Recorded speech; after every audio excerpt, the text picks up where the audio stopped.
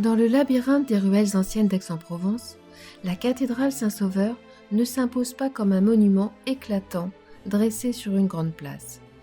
Elle se laisse plutôt découvrir, presque par surprise, au détour d'un passage étroit.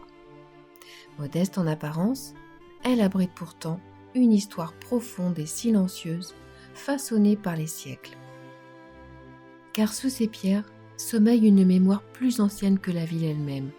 Ses fondations reposent sur les vestiges du Forum romain, là où battait jadis le cœur politique et religieux de la cité. La tradition raconte qu'un temple dédié au dieu Apollon s'élevait en ce lieu, au bord de la voie aurélienne, cette grande route antique qui reliait l'Italie à la Gaule.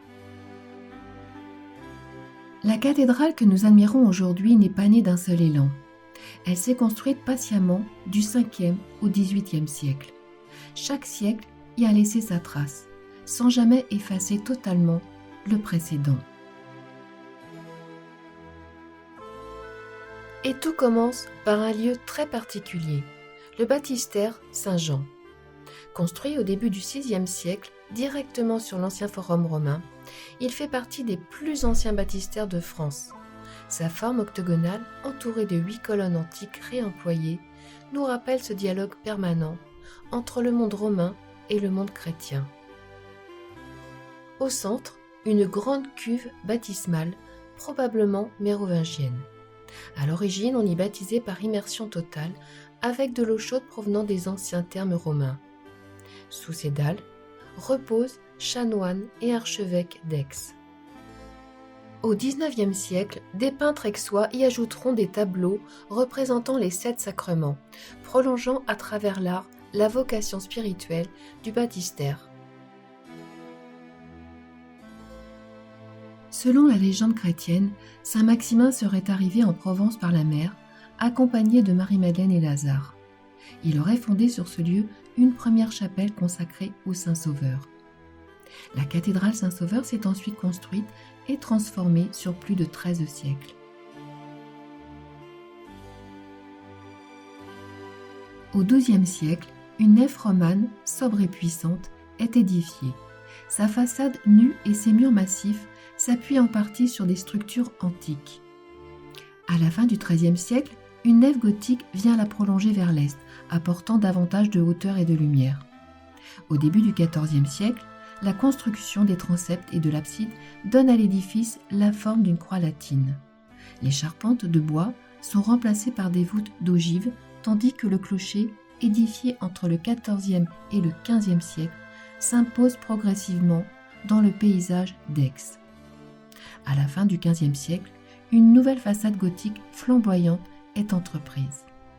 Autour du portail, apôtres, prophètes, statues-colonnes et voussures sculptées composent une véritable Bible de pierre. Derrière ce portail se dissimulent de remarquables portes en bois sculpté, réalisées en 1505. Mêlant gothique et Renaissance, visibles seulement quelques heures par jour. À l'intérieur, la cathédrale Saint-Sauveur offre un véritable voyage dans l'histoire de l'art. 3 nefs, 3 époques, 3 sensibilités s'y côtoient. La gravité romane, l'élan gothique et la théâtralité baroque. Une œuvre retient l'attention. Le célèbre triptyque du buisson ardent, peint en 1476 par Nicolas Froment, est commandé par le roi René d'Anjou. Aujourd'hui conservé dans la chapelle Saint-Lazare, ce retable est l'un des chefs-d'œuvre majeurs du XVe siècle. Au centre, la Vierge et l'Enfant apparaissent au cœur d'un buisson en flammes, vision à la fois mystérieuse et lumineuse. Au premier plan, Moïse se déchausse devant la présence divine.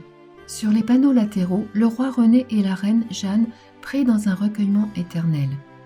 Au-dessus, on peut lire une inscription biblique « Qui me trouve la vie ». La chapelle Sainte-Madeleine expose une statue en marbre de la Vierge au raisin, datant du XVIIe siècle.